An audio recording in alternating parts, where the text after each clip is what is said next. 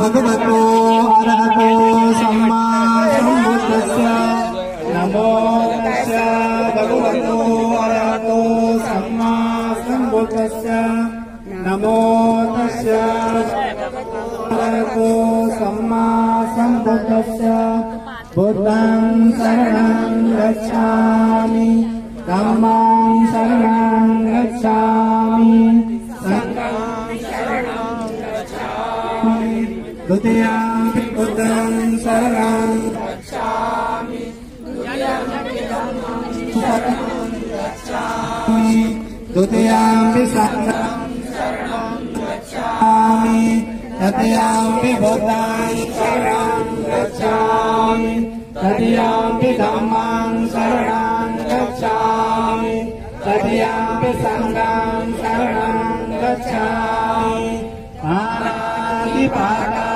वेरमणि सिक्खापदं समादयामि आदिन्द्रदान वेरमणि सिक्खापदं समादयामि कामेषु मिच्छाचारा सिक्खापदं समादयामि मुसवादा वेरमणि सिक्खापदं समादयामि सुरामेरयमज्जपमादठाना वेरमणि सिक्खापदं समादयामि सर्वपापस्य करणं कुशलस्य उपसम्पदा सचेतपर्योदपनम् एतं बुधानुशासनं साधु साधु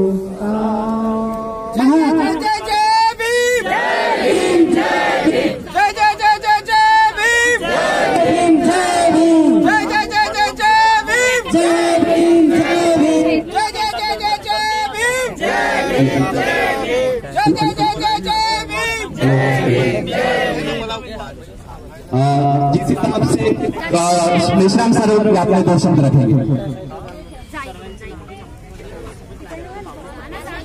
मागच्या वर्षी सुद्धा हा उपक्रम दीक्षाभूमी येथून भीमा कोरेगाव करिता हा सुरुवात झालेला आजचा हा दुसऱ्या वर्षीचा कार्यक्रम भीमा कोरेगावला मानवंदना देण्याकरिता बाबासाहेब जगात कुठेही असले तरी ते आवर्जून भीमा कोरेगाव या ठिकाणी मानवंदना देण्याकरिता बाबासाहेब दरवर्षी त्या ठिकाणी राहायचे। भीमा कोरेगावातील इतिहास हा 500 महार सैनिकांचा इतिहास आहे, ज्यांनी 28,000 पेशव्यांना निस्तनाबूत करून संपवलं आणि आमच्या गड्यामध्ये असलेले गाडगे, पाठीला कमरेला असलेला झाडू त्यापासून या समाजाला मुक्त केलं त्या पेशवाईच्या राज्यातून।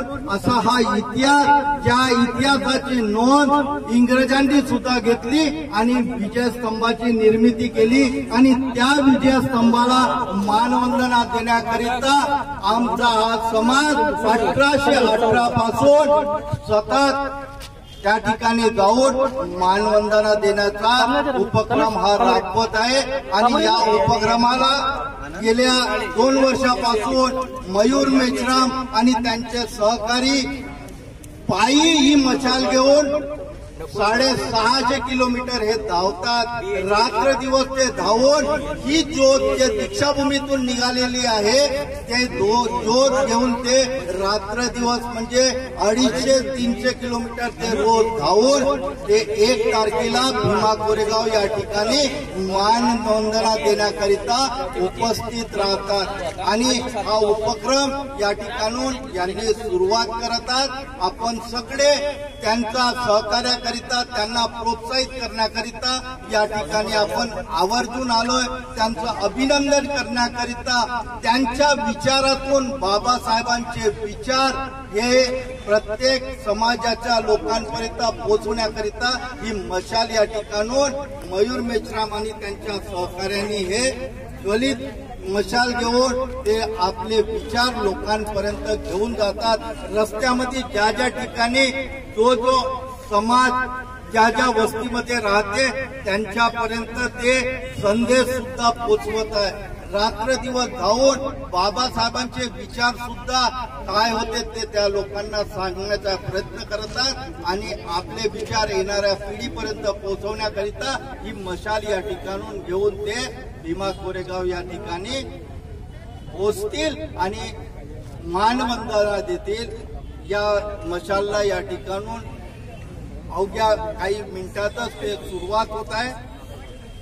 इस मशाल को लेके भीमा कोरेगांव जाता है.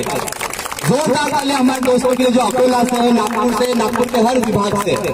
दूसरी बात ये कि मशाल लेके जा रहे हैं तो लोग बोलते हैं कि अंधविश्वास क्यों, आप आग लेके क्यों दौड़ रहे हो, इससे फायदा क्या होने वाला है. ये बात आपके भी विचारों में होंगी. तो आग लेके दौड़ने का विचारधारा ये है कि इस देश के SC ST OBC इन लोगों का खुद में ही एक इतिहास है, वो इस देश के मूल निवासी है. और जब इस पेशवाई के खिलाफ में 1818 में जो लड़ाई हुई और हमने उस लड़ाई को फतेह किया तो उस लड़ाई के स्मरण में हम लोग जाते हैं. गांव खेड़े में आज भी परिस्थिति ऐसी है कि तुम्हारे लोगों को घर के बाहर निकाल दिया जाता है. आज भी जातिवाद की प्रथा है, तुम्हारे लड़के को घोड़े पे चढ़ने नहीं दिया जाता.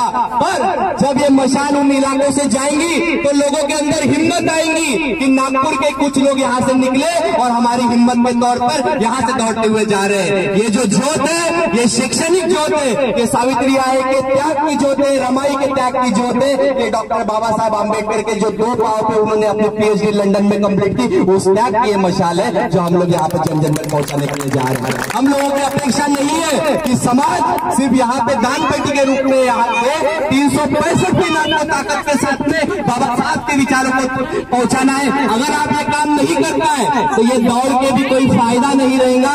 365 दिन शिकार संगठित और संघर्ष करा का नारा मजबूत करो और बाबा साहब को सच्ची श्रद्धांजलि दो.